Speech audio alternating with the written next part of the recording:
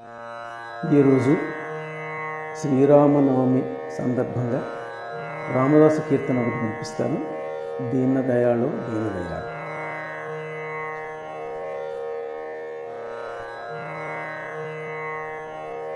दीनदयाळो दीनदयाळो दीनदयापर देवदयाळो दीनदयाळो दीनदयाळो दीनदयापर देवदयाळो कनकांबर घनश्यामदयाळो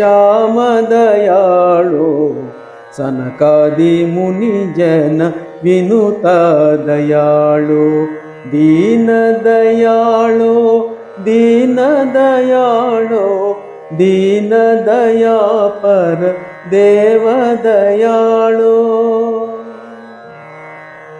शरदि बंधन रामचंद्र दयाळो वरदामर वृंद नंद दयाळो शरदि बंधन रामचंद्र दयाळो वरदामर वृंदानंद दयाळो नारद मुनि देवनाथ दयाळो सार साक्षात् रघुनाथ दयाळो नारद मुनि देवनाथ दयाळो सार साक्षात् रघुनाथ दयाळो दीनदयाळो दीनदयाळो दीनदयापर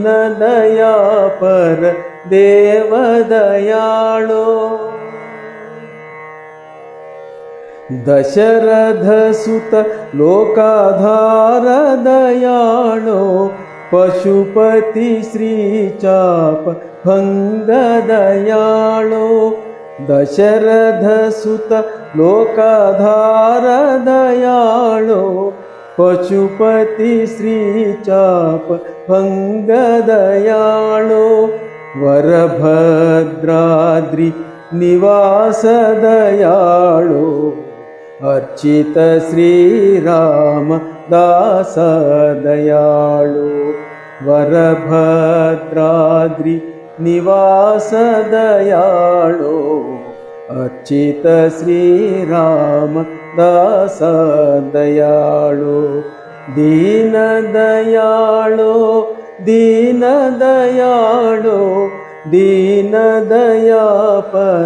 देवदयाळो कनकांबर घनश्याम दयाळो सनकादि मुनिजन विनुत दयाळो दीनदयाळो दीनदयाळो दीनदयापर देवदयाळो.